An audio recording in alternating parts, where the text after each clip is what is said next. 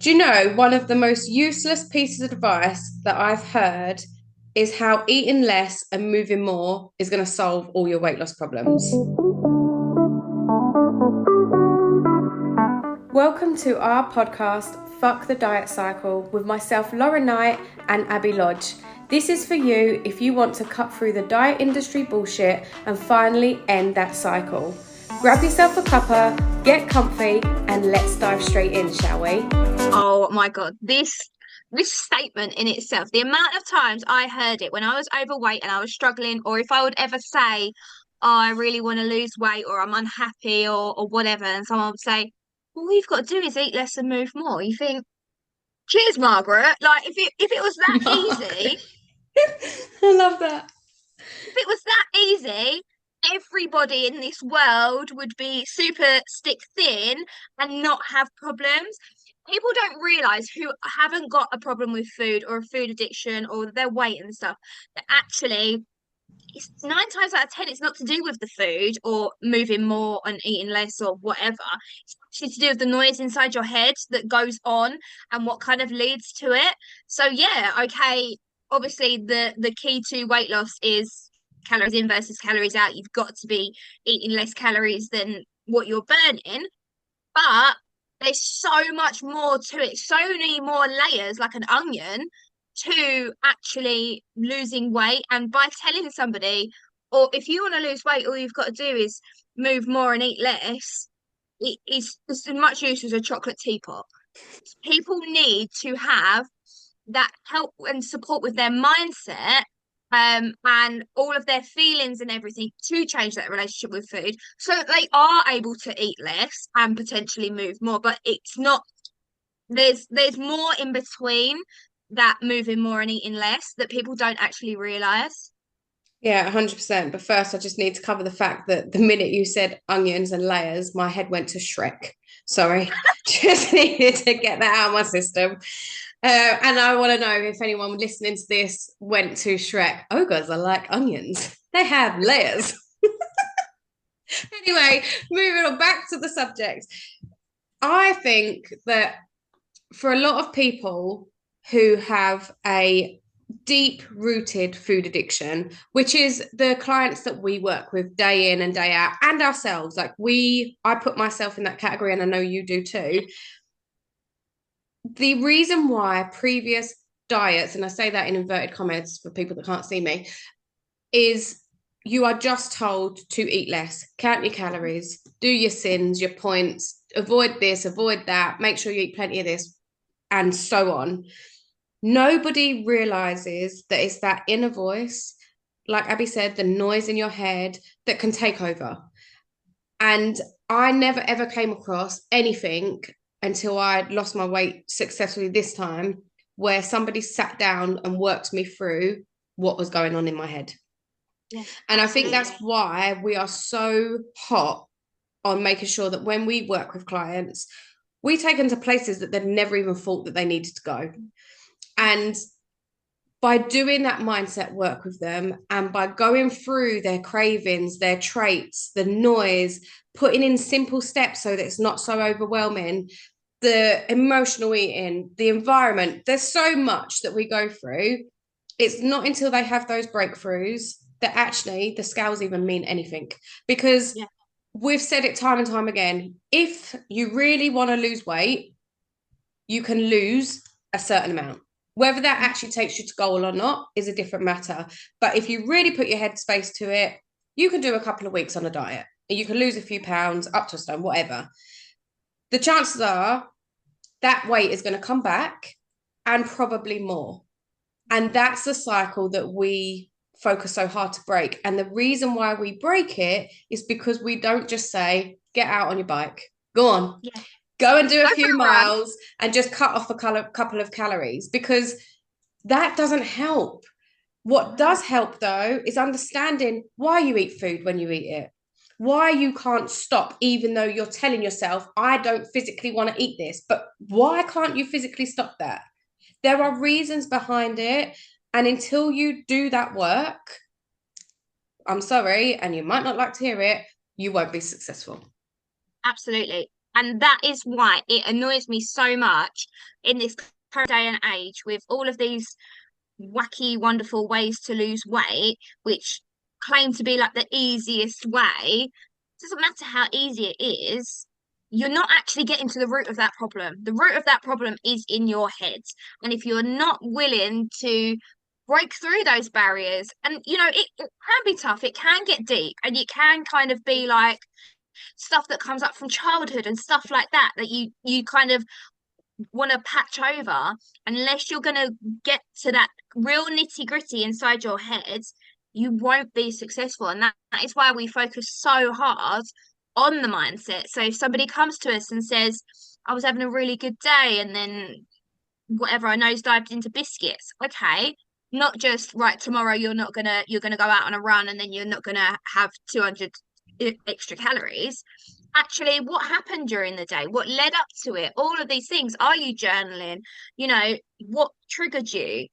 Just so that you get an understanding, so that when these situations do happen, life is stressful, shit happens, that these moments where you are using the food are few and far between. And before you know it, you can be like, oh my God, if you're a binge eater, it's been 6 months and I haven't had a binge. Or wow, 6 months ago today, or whatever, I used to binge on this food, but now I can have it in the house. Like that for me was Nutella.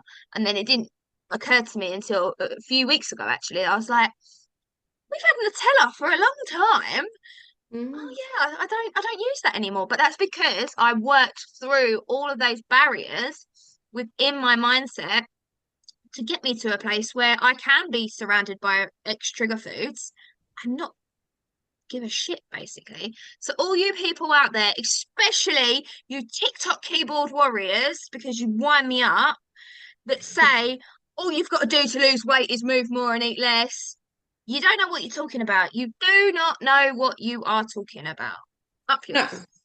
And obviously, we're not sitting here saying that moving more isn't Uh-uh. an option, right? Getting out there and doing some exercise, yeah, it's helpful. Do you know what I find though? It's more helpful for your mindset. It Yes. helps you offload, it helps you release those endorphins and feel good in your system. It helps you keep toning up.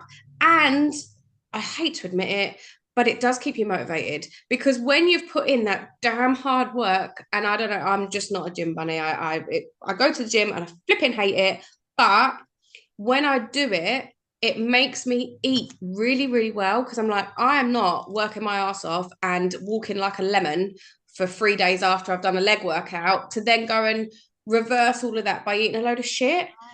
It just helps you stay on track. So that might not be an option to begin with on your weight loss journey, and that's okay. You don't have to do it, but when it becomes an option, start small. Building that in, not because it's going to magically make you lose weight overnight, but it will help with your headspace. But the most important thing out of all of this is to accept the fact that your relationship with food right now isn't a positive one. And the minute you accept that, just like any other addiction, you will be able to then take on the work and do everything you need to do to take back that control so that guess what? You can enjoy food guilt free because that's what me and Abby do right now. Mhm. Like, I don't, where did I go? I went to a fete a few weeks back and I had a sugar donut. I bought 5 donuts. There were 5 of us. Now, normally I would have gone and have an extra one and I'll eat it Mhm. before I get back to the family because no one will know. And then I'll just be eating this magical sugar donut. No one will know I'd have one. I didn't need to do that because why? I wasn't eating for the sake of it. I was eating because I really damn enjoyed it. There is a Yeah. difference between telling yourself that you're a foodie and you're enjoying food to actually genuinely enjoying it. And right now, if you have got an unhinged relationship with food, I promise you, you're not actually tasting it. No, you are not tasting it at all. I actually thought I had no taste buds and then realized that actually I do. I just was covering them with so much rubbish that when I started to lose weight and actually, again, listen to my body, what it's telling me, those cues, started to actually like, wow, I can taste food. But yeah, people that say they are foodies are people who know their foods and, the delicacy and all of that, like really small, what's it called? like gourmet food. Like Yeah. if you go to a gourmet restaurant or something, they don't serve you a massive mountain of chips and burgers. They serve you tiny little portions, and you might look at it and think, "Wow, am I a rabbit?" No, because when you eat it, it's the experience and the sensations that it gives to your body that makes them people foodies because they know all of these tastes. It's like those wine tasters, like it all tastes the same to me, wine, but it's exactly the same. Being a foodie is knowing all these flavors and sensations and what it does to your body rather than seeing a plate of burger and chips and inhaling it and calling yourself a foodie. Do you know what I did with Mason? Right. So um Mason eats really, really fast to the point where it's like he looks like he's never been fed before. So working on him to slow it down was something that I really, really needed to work with him. But one, it wasn't good for his obviously his digestive system. It gave him a lot of gas, which was really not nice for me. So we really worked on it, and I'm sharing this for a reason. Bear with me. We made him slow down his food by taking a bite, closing his eyes, and telling me what he could taste. So Mm. actually really acknowledging what was in his mouth. So for example, I don't know, if I'd made him carbonara, that's his favorite. Okay, take a mouthful, close your eyes, and really take a minute. Once you've swallowed it, tell me what you tasted. And he would like try and pick out the garlic, the cheese. Now, don't get me wrong, he probably knew what was in it because he's helped me make it before, but it made him Right. appreciate what he was eating. And that is, like you just say, like when you go to those really fancy restaurants that have got the Michelin stars, that's what they make you do.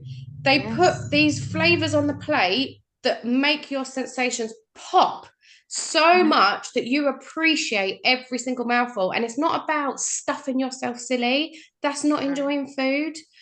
It's the small amount of food that you appreciate so that you don't have to move so much and eat so less. Like, that is the shittiest advice ever.